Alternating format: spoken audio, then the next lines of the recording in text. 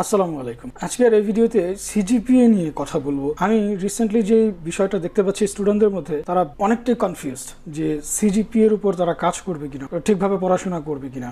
একটা সময় ছিল যখন সবাই অলমোস্ট মনে করতো যে সিজিপিএ যদি ভালো হয় তাহলে একটা ভালো চাকরি হওয়ার সম্ভাবনা রয়েছে, কিন্তু রিসেন্টলি যেটা দেখা যাচ্ছে যে বেশিরভাগ স্টুডেন্টই মনে করছে, এবং যেটা সিনিয়ররা বলছে, টিচাররা বলছে, বা আদার যারা কর্পোরেট লাইফে অলরেডি আছে তারা সবাই বলছে যে সিজিপিএটা অতটা ম্যাটার করে না, এর চেয়ে বেশি স্কিলটা বেশি জরুরি। তো এই কারণে দেখা যায় যে স্টুডেন্টরা আরও বেশি কনফিউজ যে আসলে সিজিপিএ যদি কোনো ম্যাটারই না করে তাহলে কেন আমরা ঠিকমতো পড়াশোনা করব, কেন আমরা শুধুমাত্র স্কিল নিয়েই চিন্তা করব না। দ্যাটস ওয়াই আমার কাছে মনে হলো যে স্টুডেন্টদেরকে একটু বোঝানো দরকার, কারণ এই যে দুশ্চিন্তা, এর কারণে যদি তারা কোনো একটা রং ডিসিশন নিয়ে ফেলে তাহলে আমার মনে হয় তারা পরবর্তীতে সাফার করতে পারে। এই যে সিজিপিএটা ইম্পর্টেন্ট না, স্কিলটাই ইম্পর্টেন্ট, এই কথাগুলো কেন আসলো? যখন দেখা গেল যে অনেক স্টুডেন্ট সিজিপিএ তোলার চেষ্টা করার পরেও দেখলো যে পারলো না, তাদেরকে একটা বুঝ দেওয়ার জন্য যে আসলে তোমার লাইফটা শেষ হয়ে যায় নাই, তুমি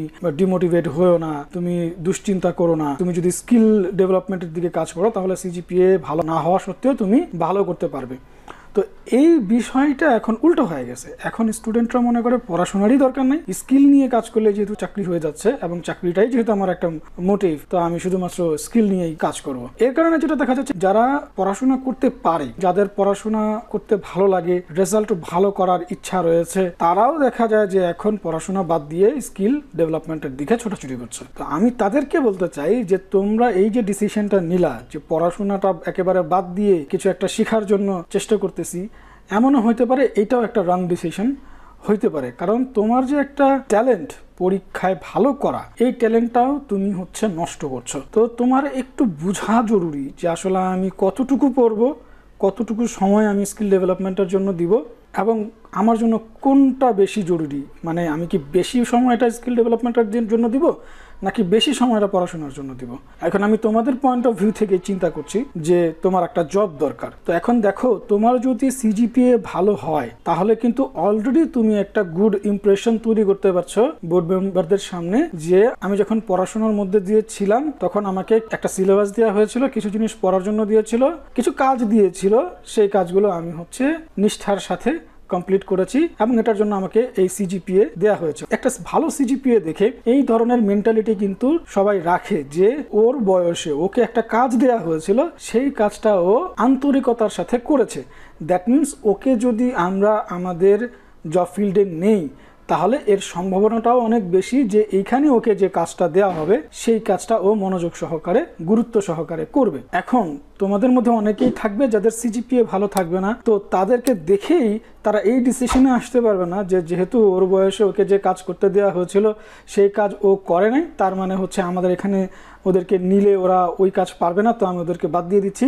এই মেন্টালিটিটা সঠিক নয় এবং এই কাজটা কেউ করেও না। তো তারা যেটা করে যে হয়তো তাকে স্টুডেন্ট লাইফে যে কাজ করতে দেওয়া হয়েছিল, যেটা পড়তে দেওয়া হয়েছিল, সে কাজটা বিভিন্ন কারণে হয়তো সে করে নাই, কিন্তু আমার এই অফিসে বা আমার এই ইনস্টিটিউটে যে কাজটা রয়েছে সেই কাজের জন্য যে স্কিল দরকার সেই স্কিলটা ওর মধ্যে আছে কিনা, এবং তারা যদি দেখে যে হ্যাঁ আমার XYZ কাজ রয়েছে এবং সে পড়াশোনায় ভালো না হলেও এই XYZ কাজ পারে, তো তখন তারা ওই সিজিপিএ এর ব্যাপারটাকে ওভারলুক করার চেষ্টা করে। ওই একমাত্র ক্ষেত্র যেখানে অনেকেই স্কিলের কারণে সিজিপিএ বা পড়াশোনার এই বিষয়গুলোকে চাপা দিয়ে সবার থেকে এগিয়ে যায়। তাহলে আমি আসলে কি বলতে চাচ্ছি? আমি বলতে চাচ্ছি দুইটা দিকেই ফোকাস রাখতে হবে। এখন তুমি বুঝো যে তোমার যদি পড়াশোনার প্রতি ইন্টারেস্ট বেশি থাকে তাহলে পড়াশোনার প্রতি সময়টা বেশি দিয়ে বাকি সময়টা স্কিলের প্রতি দাও। তোমার যদি পড়াশোনা করতে ভালো না লাগে তাহলে পড়াশোনাটা একটা মিনিমাম লেভেলে রেখে, একটা মিনিমাম লেভেলের সিজিপিএ রেখে বেশি সময়টা স্কিলের দিকে দাও। এখন এই যে সিজিপিএটা, এটার কিন্তু একটা রেঞ্জ আছে, এটাকে কিন্তু তোমার বুঝতে হবে যে কতটুকু আমার দরকার। একটা স্টুডেন্ট সে যদি অলওয়েজই 4 আউট অফ 4 চিন্তা করে তাহলে আমার কাছে মনে হয় বর্তমান সময় অনুযায়ী সে হয়তো ভুল করছে। সে যদি 4 আউট অফ 4 এর কথা চিন্তা না করে 3.5 এর কথা চিন্তা করে, অর্থাৎ সে যদি চিন্তা করে যে আমি 4 আউট অফ 4 চেষ্টা করলেই পারবো, কিন্তু এর জন্য আমার একদম সারাদিন সময় নষ্ট হয়ে যাচ্ছে, আমি আর অন্য কিছু করতে পারছি না, দিন দুনিয়া আমার আর কোনো খোঁজ খবর থাকছে না, এইরকম মেন্টালিটি যেন না থাকে। আমি দরকার পড়লে 0.05 এই অংশটা আমি কনসিডার করব এবং ওই সময়টা আমি হচ্ছে অন্য কোনো কিছু দিয়ে দেবো। এই যে 3.5 এবং 4 এর মাঝখানের যে রেঞ্জটা, এইটা তোমাকে খুব একটা বেশি ভোগাবে বলে আমার মনে হয় না। সো বেটার হয় 3.5 রেখে যদি বাকি সময়টা স্কিল ডেভেলপমেন্টের দিকে দাও, তাহলে তোমার জন্য সবচেয়ে ভালো হয়। এখন যাদের পড়াশোনায় ভালো লাগে না তাদেরকে আমি বলবো অ্যাট এনি কস্ট 3.00 রেজাল্টটা রাখো, এর পাশাপাশি স্কিল ডেভেলপমেন্টের দিকে যতটা বেশি সময় দেওয়া যায় ততটাই সময় দাও। 3.00টা আমি এই জন্য বলছি যে ম্যাক্সিমাম জায়গাতেই একটা মিনিমাম রিকোয়ারমেন্ট তারা চায় যে আমি তাকে আমার এখানে চাকরির জন্য নিব, কি দেখে তাদেরকে ডাক দেওয়া হবে, এই সিজিপিএ অথবা ইনস্টিটিউট এই সমস্ত বিষয় দেখেই কিন্তু এই যে প্রাথমিক একটা কল দেয়া বা ডেকে নিয়ে আসা এটা করা হয়ে থাকে। তো আমি চাই না যে এই যে প্রাথমিক ডেকে নেওয়াটা থেকেই তোমরা বঞ্চিত হয়ে যাও। অর্থাৎ তোমার যদি সিজিপিএ একেবারেই কম হয়, দেখা যাবে তোমাকে ডাকবেই না, তোমার যে স্কিল আছে, যে তুমি যে তোমার এই স্কিলটা শো করবে, ওই সুযোগটাই কিন্তু তুমি পাবে না। 3.00 কথা কেন বলছি, কারণ 3.00 একটা safe zone. Most of the কেসেই দেখা যায় যে ম্যাক্সিমাম 3.00ই চায়, অনেক ক্ষেত্রে 2.5ও চায়, অনেক ক্ষেত্রে 2.75 চায়। তো 3.00 থাকলে তুমি সেফ থাকছো এবং আমার কাছে মনে হয় একটু পড়াশোনা করলে 3.00 রাখা সম্ভব।